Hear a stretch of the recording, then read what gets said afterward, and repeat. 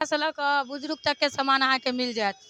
तऽ किछु हिनकासँ जिनकर दोकान छनि हुनकेसँ बात कऽ लै छी, तऽ एहिसँ ज्यादा जानकारी अहाँ सबके भऽ जायत, पतो चलि जायत। बहुत नीक नीक साड़ी सब देखै छियनि, लहंगा सब देखै छियनि, बच्चाके कपड़ा सब देखै छियै, तऽ आबैके चेष्टा अहाँ सब जरूर करब। तऽ कहियो अहाँके नाम की भेल? हमर नाम संजय कुमार राय भेल। हाँ, राजनगर भट्टी चौक पर हमर दुकान अछि। अहाँ सब एक बेर आबैके चेष्टा करियौ, तकर बाद अहाँके पता लागत कि हमर रेटो रिजनेबल अछि, मार्केट प्राइस से भी सस्ता भेटत अहाँके। और की कहू, नया नया दुकान छै, नया नया दुकानमे फैसिलिटियो रखने छियै, कुछ ऑफरो छै, गिफ्टो छै। हाँ, और रेटो रिजनेबल अहाँके भेटत, जे मार्केटसँ अहाँके 10 टका 50 टका सस्ते भेटत।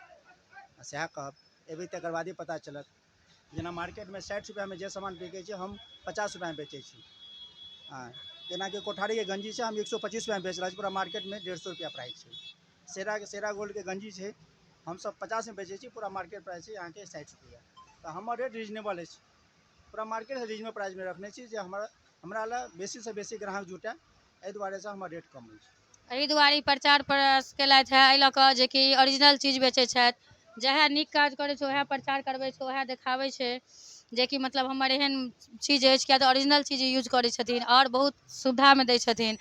कहबे केलथि है, कोठारीके बनियान अहाँ लियौ इम्हर तऽ 150 लागै छै, हिनका लग 125। इएहसँ अहाँ सोचि लियौ जे जीरोएसँ आदमी हीरो बनै छै।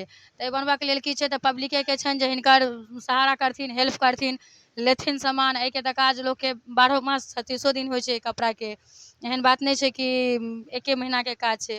ताहि दुआरे जे केओ हमर वीडियो मिथिला समाचार देखै छी या सुनै छी, तऽ आबैके चेष्टा जरूर करब एहि जगहपर में हिनकासँ मिलैके। तखन अहाँसब हमरा कमेंट करब कि हाँ, मतलब कतऽके अहाँसब प्रचार देखलहुँ, केहन सामान छलै नहि छलै। तऽ जय मिथिला जय मैथिल, इएह बातके साथ अपन वाणीके विराम करै छी। जय हिंद जय भारत।